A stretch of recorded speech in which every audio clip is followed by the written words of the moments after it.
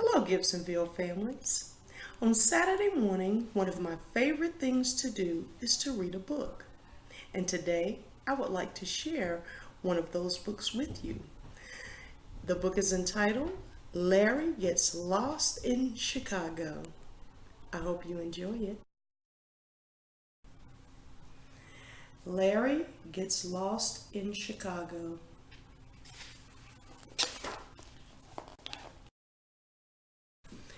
This is Larry. This is Pete.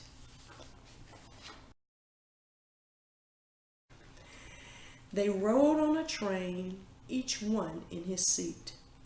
Filled with excitement, they both wore a grin. A new city adventure was about to begin. Mom and Dad led the way from the big, busy station to the water taxi waiting at the river location.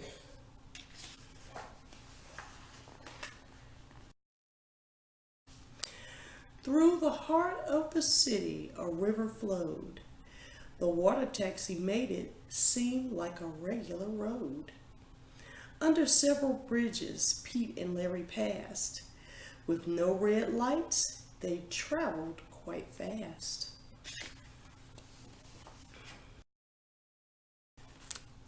The family walked for what seemed like a mile. So many shopping bags, so much style.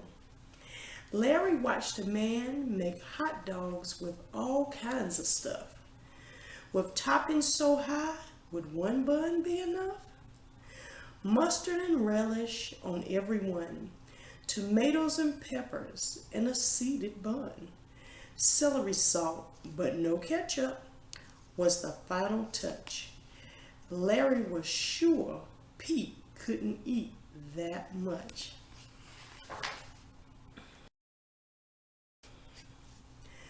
But eat it he did, and Larry's hunger remained.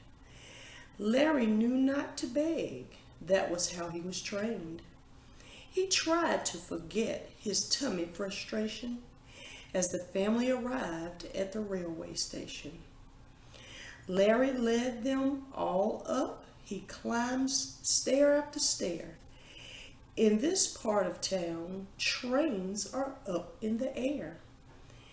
On the platform they waited a minute or two when one of those hot dogs came into view.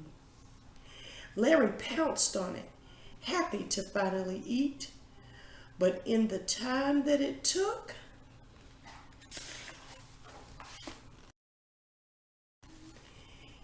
he had lost his friend Pete. He tried to make a quick reconnection, but the train he jumped on went in the other direction.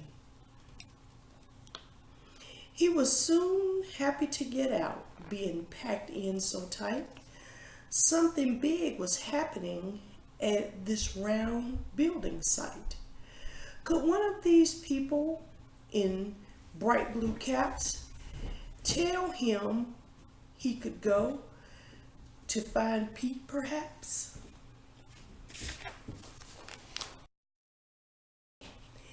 Pete, Mom, and Dad rode their southbound train past a different stadium with a different name.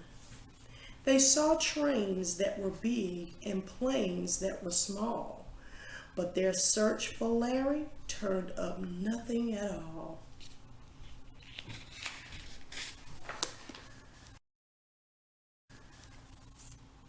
Pete saw a statue of a guy flying on air.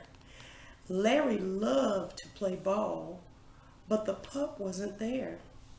Larry stood by a lion who lived in a zoo, thinking, thank goodness there's glass between me and Big U.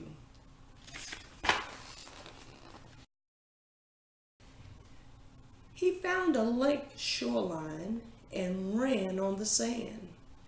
There were boats in the water, one of them on land. He continued his search from way up high.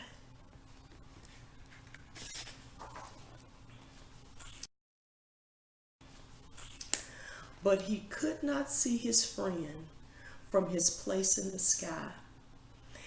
At that very same moment of that very same hour, Pete was also up high, but in a different tower.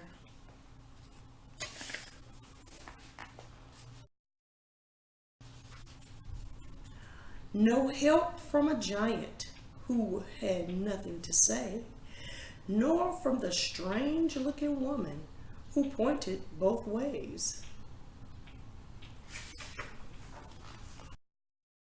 Meanwhile, Larry met a monster named Sue, saw beautiful paintings, old and new, then looked for Pete in a huge tanks of deep blue.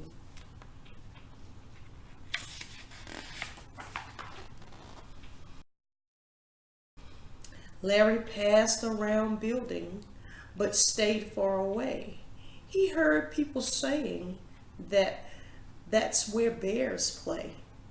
He ran through a park filled with bright shiny steel, past a crowd listening to music in a field. One sculpture looked like a bean a giant robot might eat. Larry saw his reflection, and beside it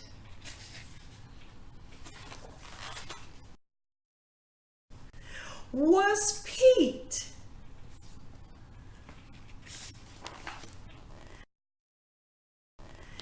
They jumped and they hugged.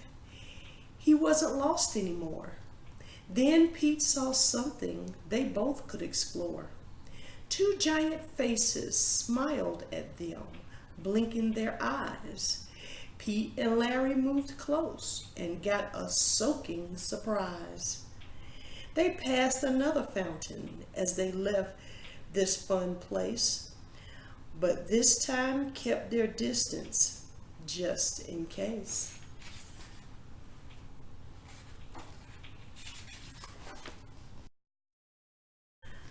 They boarded a train and did their best to get dry, and to this fabulous city said their goodbye.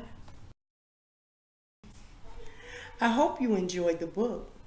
Have a great week.